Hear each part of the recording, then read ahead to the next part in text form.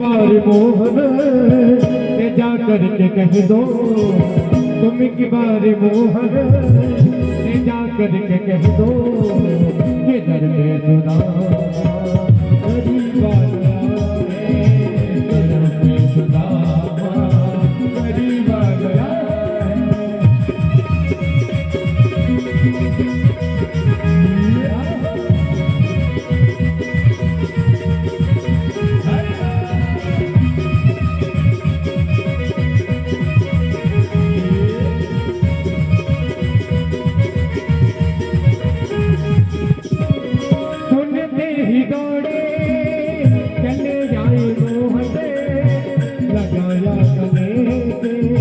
सुदामा को मोहन लगाया गले से सुदामा को मोहन सुनते ही दौड़े चले आए मोहन लगाया गले से सुदामा को मोहन लगाया गले से सुदामा को मोहन सुनते ही दौड़े चले आए मोहन लगाया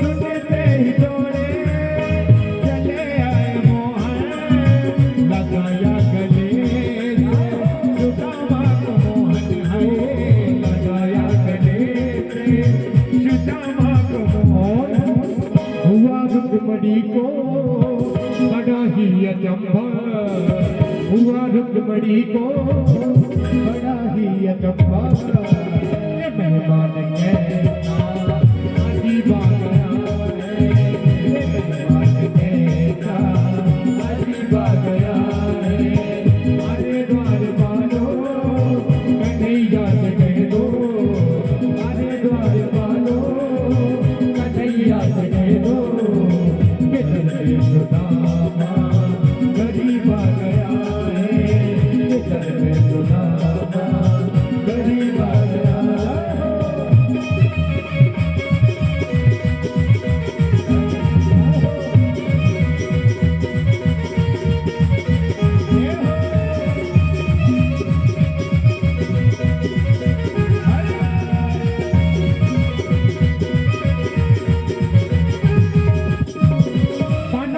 से अपने सुदामा बिठाए कन्हैया सोने श्यामने धुलाए हो कन्हैया सोने श्यामने धुलाए है कन्हैया सोने श्यामने धुलाए ओ बराबर से अपने सुदामा बिठाए कन्हैया सोने श्यामने धुलाए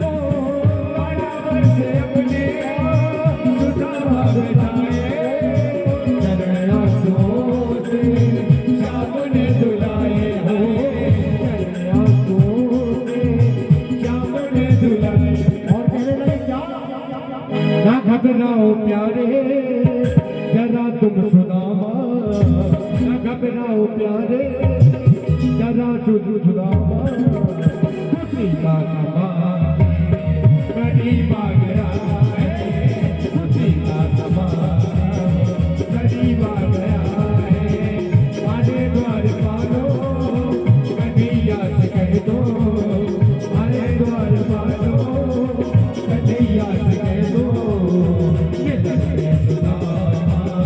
गरीब आ गया है ये दर्दे सुदामा गरीब आ गया है ये दर्दे सुदामा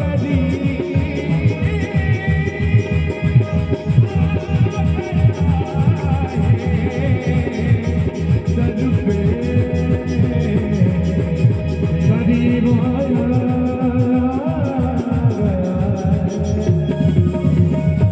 और सावरी सरकार की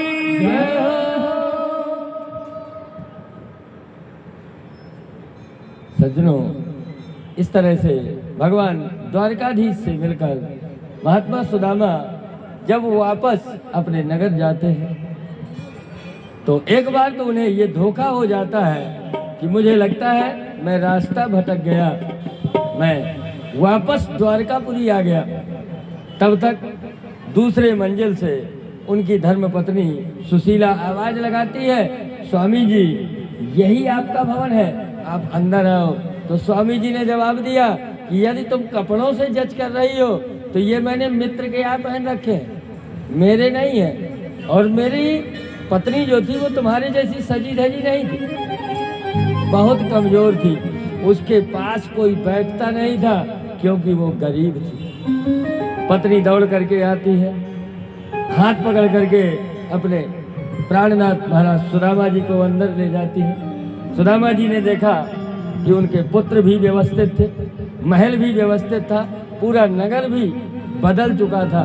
सुदामा जी ने कहा कि जब व्यक्ति अच्छे समय की तरफ बढ़ता है तो सज्जनों पहले भगवान का स्थान मिटा देता है। आज के ज़माने के इंजीनियर यदि पुराने घर में नक्शा बनवाओ तो एक पिलर जरूर दे देंगे जहां पुरानी वेदी होगी, तो पहले भगवान को ही उठा के छत में भेज दिया जाता है। तो क्या तुमने भगवान का स्थान इस भवन में दिया है? सुशीला ईशान कोण में ले गई जहाँ द्वारकाधीश का स्थान था। चरणों में बैठ करके द्वारकाधीश का गुण वर्णन करते हुए सुदामा जी क्या बोले, कह वह टूटी सिछानी हती, कह कंचन के अवधाम सुहावदो, और कह पग में पनही न हदी, कह लय गजराज उठाने महावदो, कह भूमि कठोर पे रात कटे, कह कोमल सेज पे नींद नावदो, अब कहे जुर तो नहीं को दो समा, प्रभु के प्रताप ते दाख न भावदो। सुदामा जी ने कहा एक दिन में सब बदल गया, कहीं कोई पहचानता नहीं था। आज लोग बिना आदेश के सेवा के लिए तैयार है। तो जैसी भगवान सुदामा के ऊपर कृपा हुई ऐसे ही भगवान सबके ऊपर कृपा करें। बोलिए द्वारकाधीश भगवान की जय। द्वारकाधीश का पूजन करें लेकिन स्वरूप का विशेष ध्यान दें। देखिए किसी भी मंदिर में जाए, किसी भी देवालय में जाए तो विशेष करके माताएं कई बार यदि प्रसाद लगाती हैं तो यदि मौका लग जाए तो घी गोर देवी जी के मुंह में भर देती। ऐसा न हो, किसी भी देव मूर्ति का, किसी भी प्रतिमा का यदि स्वरूप गड़बड़ हो रहा है, दर्शन का स्वरूप, तो कहीं ना कहीं आपकी पूजा उतनी अच्छी नहीं हो रही। इसलिए स्वरूप का विशेष ध्यान दें। आइए आगे भगवान सुदामा की कथा के उपरांत महात्मा सुखदेव जी ने राजा परीक्षित को बताया कि दुर्वासा जैसे बहुत से संत एक एक करके पूजा करें, बाकी बैठे रहे। ज्यादा लोग उठेंगे तो ज्यादा पैसे मंगाए जाएंगे। सज्जनों, तो सुदामा जी वो यदुवंशियों के यहाँ बहुत से संत, उनमें दुर्वासा सबसे आगे थे, आकर के बहुत दिन के लिए जब विश्राम करते हैं, रुक जाते हैं। ये तो पक्का है कि कोई भी मेहमान यदि कहीं ज्यादा दिन रुक जाए तो उसकी अवहेलना होती। जो कहावत है हमारे यहाँ कि पहले दिन मेहमान और दूसरे दिन सहमान और तीसरे दिन या तो राम राम और नहीं तो बाकी आप लोग जानते ही हैं। तो तीसरे दिन गड़बड़ हो जाता है। तो दुर्वासा जी जब बहुत दिन रुके तो एक दिन यदुवंशी बालकों ने जाम्बवती के पुत्र सांब को स्त्री के वेश में सजाया, पेट में कुछ कपड़ा बांध करके दुर्वासा जी के पास गए। भगवान बहुत दिन का विवाह हो गया, इसके अभी तक संतान नहीं है, क्या उम्मीद है? पहली बार दुर्वासा जी ने कहा इसके पेट से एक मूसल निकलेगा जो तुम्हारे वंश को खत्म करेगा। मूसल निकला। यदुवंशियों ने कहा इसको घिसवा के बहा दो। समुद्र में उस मूसल को घिस घिस करके खत्म किया गया। उससे एक एरंड जाति का घास पैदा हुआ जिसको हम अपने यहाँ की भाषा में हाथी गोंद कहते हैं, बड़ा वाला घास। और यदुवंश में जब बहुत से उत्पात हुए तो भगवान ने उद्धव को अध्यात्म का ज्ञान दिया और उद्धव से कहा कि अब तुम कहाँ जाओ, अब तुम जा करके मेरे काका विदुर को मैत्रेय से मिलवाओ। और दुनिया में अध्यात्म का प्रचार करो। सबको लेकर भगवान प्रभास तीर्थ जाते हैं, जहाँ यदुवंशी आपस में लड़ करके समाप्त हो जाते हैं। भगवान बलराम जी भी प्राणायाम के द्वारा अपने जीवन को शांत करते हैं। अंतिम अवस्था में द्वारकाधीश के चरणों में एक बहेलिया बाण का प्रहार करता है। कौन सा बाण? जो मूसल का अंतिम भाग बहेलिया को मिल गया था, जिससे द्वारकाधीश घायल हुए। अर्जुन को ये जिम्मेदारी दी कि जितने भी द्वारका की स्त्रियां हैं उन सबको मथुरा छोड़ दो। अर्जुन जब मथुरा के लिए ला रहे थे, आधे रास्ते में भीलों ने लूट लिया। अर्जुन भी अस्तित्वहीन, अंत में धर्मराज ने तुमको राजा बनाया। ये कह करके सुखदेव जी ने अंतिम शब्द राजा से कहा, राजन त्वया मरिष्यति पशु बुद्धि मेमम जही। हे राजन, तुम्हारी मृत्यु होगी, ये दिमाग से निकाल दो। भाई, उस चीज के लिए डरो जिसको हम टाल सके। जो चीज पक्की है, कन्फर्म है, भला उसके लिए क्या डर। हे राजन ने, राजा परीक्षित ने कहा, हे महाराज, सिद्धोस्मि अनुग्रहीतोस्मि, मैं सिद्ध भी हूँ और आपकी कृपा, आपके अनुग्रह से अपनी तरफ से संतुष्ट भी हूँ। राजा परीक्षित ने प्रणाम किया। सुखदेव जी राजा परीक्षित से विदा लेकर के वापस अपने तपस्या के मार्ग में चले जाते हैं। बोलिए सुखदेव जी महाराज की जय। 7 दिवस तक आप लोगों ने इस महान पुराण को, जिसको कभी कोई पूरा नहीं कर सकता, शेष और शारदा जिनके 1000 मुंह हैं, जिनकी क्षमता का कोई अंत नहीं है, वो लोग कभी पुराण पूरी नहीं कर सकते। तो ये पुराण केवल सुनने के लिए और अनुकरण के लिए, करने के लिए है। आप लोगों ने बड़े अच्छे ढंग से श्रवण किया और जैसा भी बना हमने भी अपनी शब्दों के द्वारा आपको सुनाया। हो सकता है हमारी वाणी से किसी को कष्ट भी हुआ हो, उसके लिए हम सभी से क्षमा प्रार्थी है, क्षमा याचना करते हैं। वृंदावन बिहारी लाल की जय। दुनिया का सबसे बड़ा तत्व क्या है? दुनिया का सबसे बड़ा तत्व है कलिकाल में भजन। भजन कैसा? कीर्तन।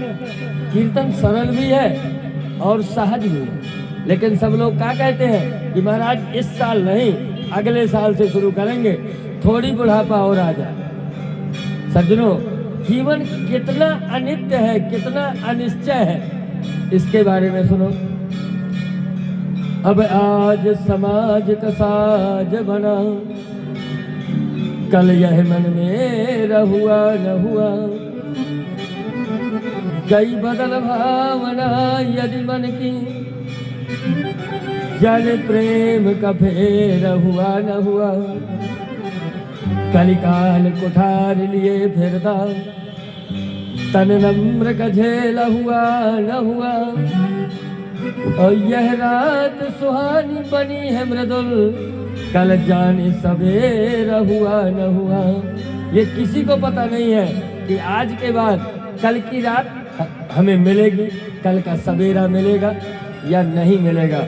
इसीलिए भाई, दुनिया में दुख जिनका कभी अंत नहीं है और सुख जिनसे हम कभी संतुष्ट नहीं। सज्जनों, दुनिया में दुख इतने हैं जिनका कभी अंत नहीं, और सुख इतने हैं जिनसे हम कभी संतुष्ट नहीं हो सकते। दुनिया के सबसे बड़े दुख क्या है?